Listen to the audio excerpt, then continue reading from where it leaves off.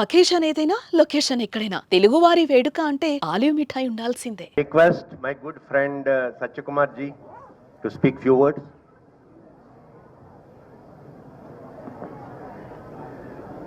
భారత్ మాతాకి.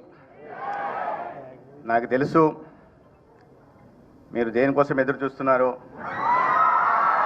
మీకు మీ నాయకుడికి మధ్య ఎక్కువసేపు ఉండను, క్లుప్తంగా ముగిస్తాను. బహుశా ఇవాళ ఎన్డీఏ ప్రభుత్వంలో మంత్రిని కాకపోయి ఉంటే నేను కూడా అక్కడ కూర్చొని పవర్ స్టార్ OG2 అని కేకలేస్తే ఉండే. కానీ ఒక మంత్రిగా వారితో పక్కన కూర్చొని ఒక వేదికను పంచుకునే అవకాశం నాకు ఇవాళ కలిగింది. నా అదృష్టం, నా అభిమాన నాయకుడు. అనేక ప్రభుత్వ కార్యక్రమాల్లో పాల్గొనే అవకాశం కలిగింది, కానీ ఇటువంటి సామాజిక కార్యక్రమాల్లో కానీ సాంస్కృతిక సాహిత్య కార్యక్రమాల్లో పాల్గొనే అవకాశం కలగలేదు. ఇప్పుడే విజయ్ కుమార్ గారు చెప్పినట్టుగా సామాజిక, రాజకీయ, ఆర్థిక సమకాలీన పరిస్థితుల మీద నేను రాసిన ఆర్టికల్ల సంకలనం పవన్ కళ్యాణ్ గారు విడుదల చేయాల్సి ఉంది, కానీ కొన్ని కారణాల వల్ల జరగలేదు. కానీ ఇవాళ అటువంటి పుస్తక ఆవిష్కరణ కార్యక్రమంలో వారి పక్కన కూర్చునే అదృష్టం కలగడం నా పూర్వజన్మ సుకృతంగా నేను. పవన్ కళ్యాణ్ గారు నా అభిమాన నాయకుడు మాత్రమే కాదు, ఆయన సాహితీ ప్రియుడు. సాహితీ ప్రియుడు మాత్రమే కాదు, అంతర్ముఖుడు. అంతర్ముఖుడు మాత్రమే కాదు, ప్రజ్ఞుడు. స్థిత ప్రజ్ఞుడు మాత్రమే కాదు, పోరాట యోధుడు. అక్కడ చెప్పినట్టుగా పోరాట యోధుడు మాత్రమే కాదు, జనం మెచ్చిన నాయకుడు. అటువంటి గౌరవనీయులు పెద్దలు ఆంధ్రప్రదేశ్ ఉప ముఖ్యమంత్రి శ్రీ కనుదల పవన్ కళ్యాణ్ గారికి మనసుకు కూడా దాహం ఉంటుందని, అప్పుడప్పుడు మంచి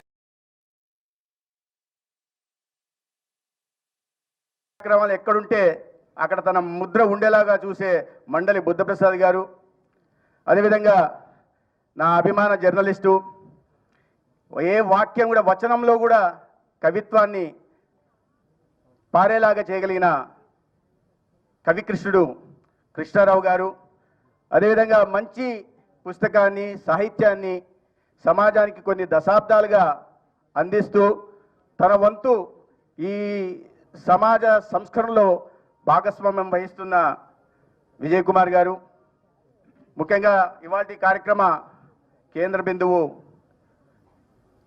లక్ష్మీ ముడ్డేశ్వర్ పురి గారు. వారికి కర్ణాటక, మహారాష్ట్ర మూలాలు ఉన్నాయి. 28 సంవత్సరాల పాటు దౌత్యవేత్తగా పనిచేశారు. అనేక దేశాల్లో పనిచేసిన అనుభవం ఉంది. కేవలం దౌత్యవేత్తగానే కాకుండా చరిత్ర,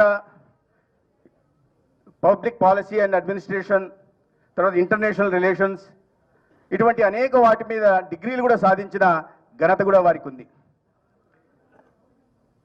ఇన్ని విభిన్న కోణాలు, ఒక దౌత్యవేత్తగా, ఒక విద్యావేత్తగా, ఒక నవల రచయితగా కూడా ఒక కొత్త కోణాన్ని వారు ఆవిష్కరించారు. వారి తండ్రి బాలకృష్ణ ముడ్డేశ్వర్ గారు ప్రముఖ కన్నడ సాహితీవేత్త. బహుశా ఆయన నుంచి వారసత్వంగా ఆ రాయడం అనే అలవాటు అబ్బిందేమో. చాలా అద్భుతంగా ఈ నవలను వారు చిత్రీకరించారు. ఆనాడు ఈ ఆవిడ ఇవాళ ఈ ఆవిష్కరణ కోసం పవన్ కళ్యాణ్ గారిని ఎన్నుకోవడం నిజంగా అభినందనీయం. ఎందుకంటే పవన్ కళ్యాణ్ గారి ప్రభావం సమాజం మీద ఖచ్చితంగా ఉంటుంది. ఒక చిన్న ఉదాహరణ నేను చెప్పగలను. ఎందుకంటే ఆ ఆయన పుస్తక పఠనం ఎంత ఇష్టమో ఆయనకి, దాన్ని చూసి అనేక మంది యువత ఇవాళ ఆ అలవాటు చేసుకునే దిశగా కూడా పోతున్నారు. నేను చిన్న ఉదాహరణ చెప్పాను. నేను మామూలుగా ఒక జాతీయవాద భావాలు ఉన్న ఆర్గనైజేషన్ నుంచి వచ్చిన వాడిని. కమ్యూనిస్టు భావజాలానికి నేను వ్యతిరేకం. కానీ చాలా సంవత్సరాల క్రితం ఒక సినిమాలో పవన్ కళ్యాణ్ గారు ఒక పాటలో చే గువేరా గురించి చెప్పి, చే గువేరా గురించి అనేక సందర్భాల్లో కూడా ప్రస్తావించారు. అటువంటి కమ్యూనిస్టు భావజాలానికి వ్యతిరేకమైన నేను చే గువేరా గురించి, దాని తర్వాత ఎందుకు పవన్ కళ్యాణ్ గారిది తన ఇష్టమైన నాయకుడు అని చెప్తున్నాడని చెప్పి చే గువేరా గురించి చదివి తెలుసుకున్నాను. కాబట్టి అంటే ఆయన ప్రభావం సమాజం మీద, యువత మీద అనే ఒక ఉదాహరణగా నేను చెప్పే ప్రయత్నం చేస్తున్నాను. ఇటువంటి కార్యక్రమం ద్వారా ఈ పుస్తక పఠనం మీద ఆసక్తి పెంచడం, సమకాలీన పరిస్థితుల మీద అవగాహన కల్పించడం, ఖచ్చితంగా యువతులను ఆ దిశగా పవన్ కళ్యాణ్ గారు నడిపిస్తూ వచ్చారు, భవిష్యత్తులో కూడా నడిపిస్తారని నేను భావిస్తున్నాను. ఇవాళ ఈ నవల గురించి కుప్పలి పద్మ గారు చాలా ప్రధానంగా చెప్పారు. స్వాతంత్ర పోరాట సమయంలో ఆ సమయంలో ఈ సమాజంలో మహిళలు ఎదుర్కొంటున్న ఇబ్బందులు కానీ, వారి ఆదర్శ భావాలు, ఆధిక్య భావాలు, స్వేచ్ఛ, సమానత్వం, స్వాతంత్రానికి ఉన్న పరిమితులు, అదే సమయంలో అనేక మంది సామాజిక సంఘ సంస్కర్తలు వీటి మీద చూపిన ప్రభావం గురించి వారు దీంట్లో ప్రధానంగా ప్రస్తావించారు. అదే సందర్భంలో మహారాష్ట్ర, ఉత్తరప్రదేశ్కి సంబంధించిన అనేక స్వాతంత్ర పోరాట ఘట్టాలను కూడా వీటిలో వారు ఆవిష్కరించడం జరిగింది. దాంట్లో మరాఠీ సాహిత్యం, సంస్కృతి, అదేవిధంగా ఆంగ్ల సాహిత్యం, హిందీ సాహిత్యాన్ని అన్నింటినీ మేళవించి ఒక అద్భుతంగా ఈ నవలను వారు అందించడం జరిగింది. నేను స్థూలంగా, క్లుప్తంగా చెప్పాలంటే ఆమె సూర్యుడిని కబలించింది అనే నవల ఒక సామాజిక, ఒక ఆధ్యాత్మిక కావ్యంగా కూడా మనం చూడవచ్చు. అటువంటి అద్భుతమైన నవల ఇది. కాబట్టి అటువంటి నవలని రాసిన లక్ష్మి గారి గురించి కూడా కాస్త చెప్పుకోవాల్సిన అవసరం ఉంది. ఎందుకంటే ఇష్టపడి, ఆవిడ రాసిన నవలని ఇష్టపడి తన ఆవిష్కరించడానికి సిద్ధపడిన పవన్ కళ్యాణ్ గారు ఆవిడ దాన్ని ఎందుకు అంతగా ఇష్టపడ్డారనే విషయాన్ని కూడా మనం వినాలి. కాబట్టి 4 మాటలు వారి గురించి చెప్పే ప్రయత్నం చేశాను.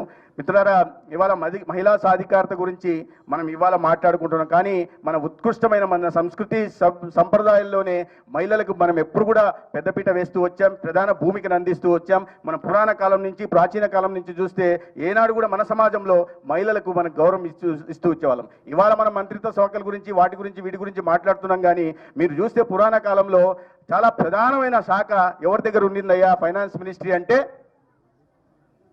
లక్ష్మీదేవి దగ్గర ఉండేది.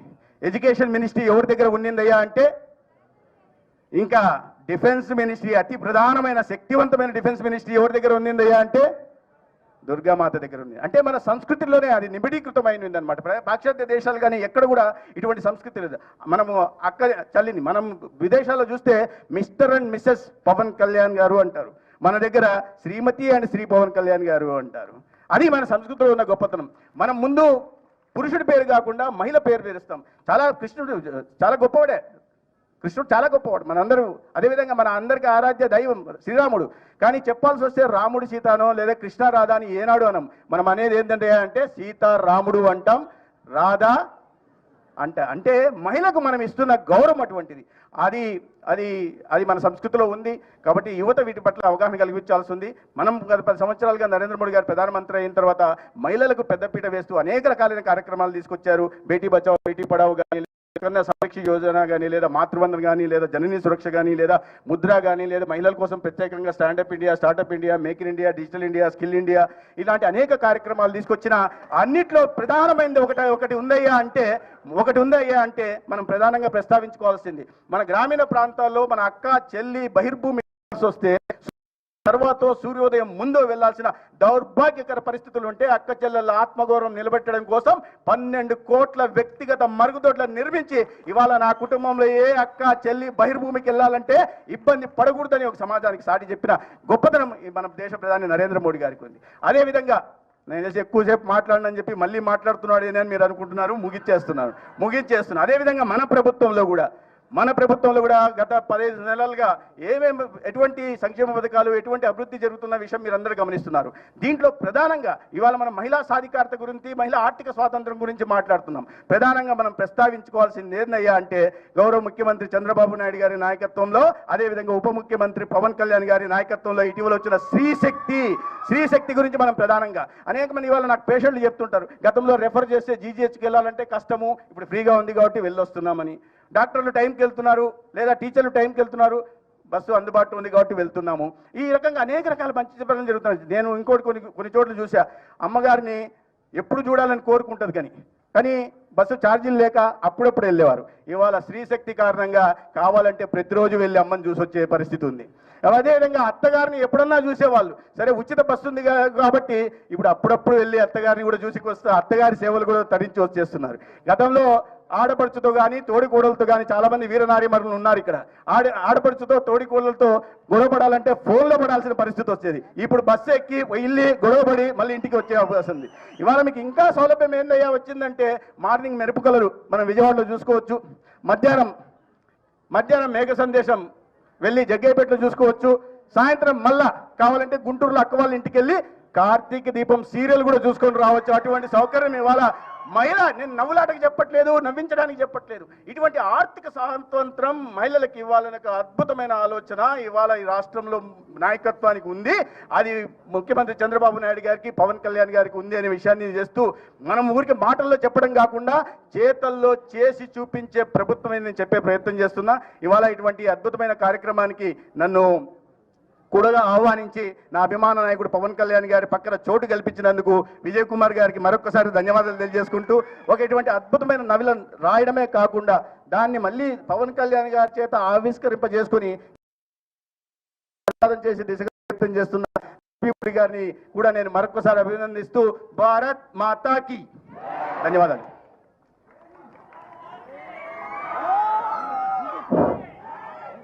సత్య గురువుకి తగ్గ శిష్యుడు అనుకున్నాను. గురువుని మించిన శిష్యుడే లక్షణాలు కూడా ఉన్నాయి. అండ్ వెంకయ్యనాయుడు గారు మాట్లాడేటప్పుడు అలవోకగా మాట్లాడే పద్ధతి సత్య చాలా తేగ్గా పక్కనుండి పట్టేసుకున్నాడు. థ్యాంక్ యూ సత్య గారు. ఇప్పుడు ఎవరు మాట్లాడాలి?